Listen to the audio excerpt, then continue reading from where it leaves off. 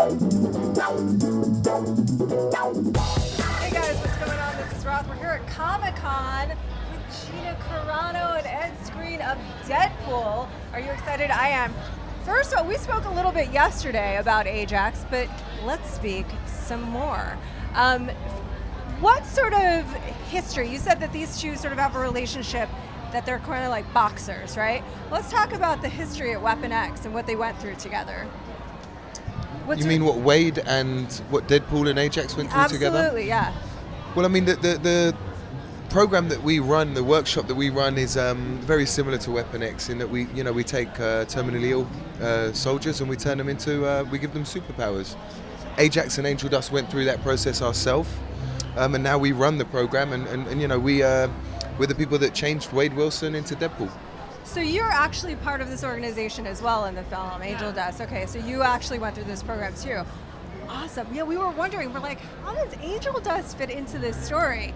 So go ahead. Well, we actually, I mean, there's not a ton, I could actually feel freedom to create a little bit of a backstory with Angel Dust, and Ed helped me with that. I got to Vancouver and he took me to my first comic book store. I bought my first Deadpool. Golden Age Comics, Hank Patterson. Did you Much guys love. do a little bit of studying together? Yeah, he actually Just did. a little bit, right? Yeah, we created this whole backstory and he really helped me with it. And now we just feel like we're creators of Deadpool and honored to be a part of it.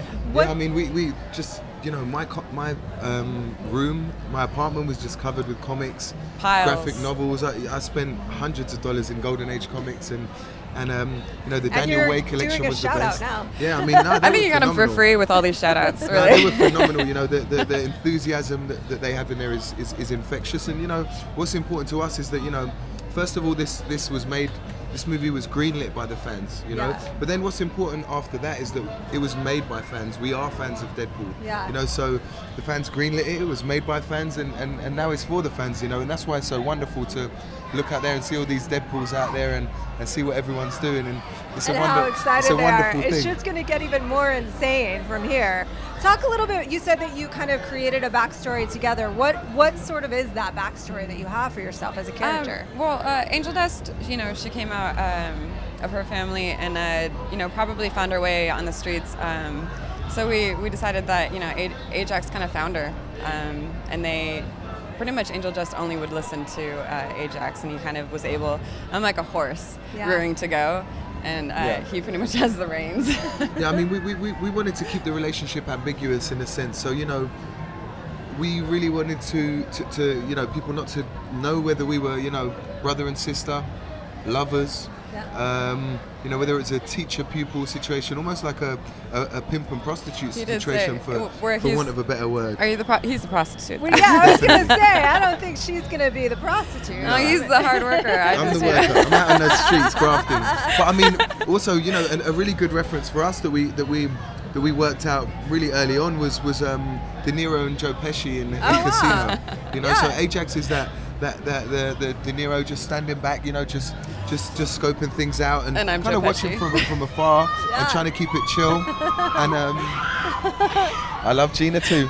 And then Gina was the Joe Pesci, just ready to go stab someone in the eye with a pen. Massive resemblance here. She's a pretty fearsome fighter, and obviously if they're putting you in this movie, we have to imagine we are going to see some awesome hand-to-hand. Can you talk about that a little bit? I can say that. Do you guys love Gina? They're yelling for her, and I love her too. I can honestly say it's unlike anything I've ever done. I mean, there was some CGI work in the film, so it was kind of like I'd have to do my action sequence with someone, and then I have to do it by myself.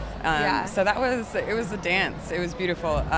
And it wasn't, these natural fight scenes. I had to be superhuman strength and adrenaline, and that's that's a whole different animal. So, but Ed is actually like the superstar.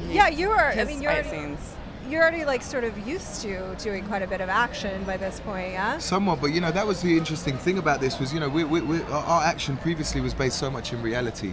Yeah. So then having to do things that were superhuman, we had to accentuate the movements in different ways, and technically it was very different.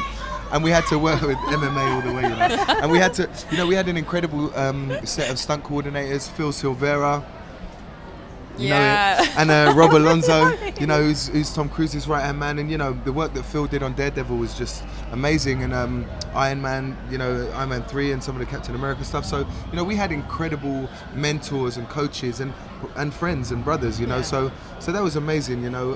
The chemistry of this cast and the crew was unlike anything I've ever experienced. Yeah. I mean, it's very, very special. And I know people say that all the time, but I feel like we're a part of something. I mean, Deadpool is such like it's so iconic. Yeah, you know? It's a start of something new, that's for sure. Yeah. Do you guys, so is it sort of like the two of you out there on your own in this tale, or is there somebody calling the shots above you?